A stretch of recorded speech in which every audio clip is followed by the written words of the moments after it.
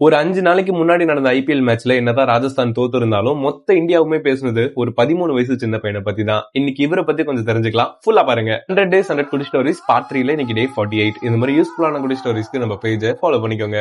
2011 பீகார்ல இருக்கக்கூடிய ஒரு ஏழ்மையான விவசாய குடும்பத்துல தான் வைபவ் பிறக்கிறாரு. இவருக்கு 4 வயசா இருக்கும் போதே வீட்டுல அடிக்கடி பிளாஸ்டிக் பால்ல கிரிக்கெட் விளையாடுறதை இவங்க அப்பா நோட்டீஸ் பண்றாரு.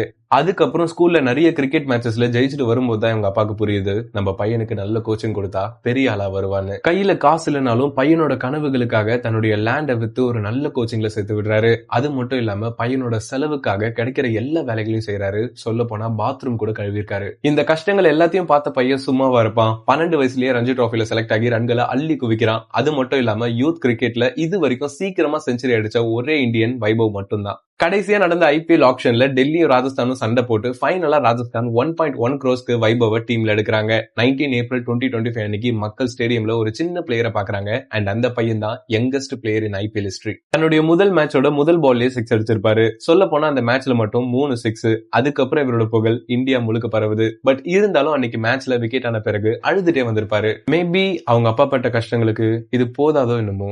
நீங்க இதை பத்தி என்ன நினைக்கிறீங்க? உங்களுடைய தாட்ஸ் மறக்காம கமெண்ட் பண்ணிட்டு உங்க ஃப்ரெண்ட்ஸ்க்கு அந்த ஸ்டோரியை ஷேர் பண்ணுங்க. அவங்களும் தெரிஞ்சுப்பாங்க.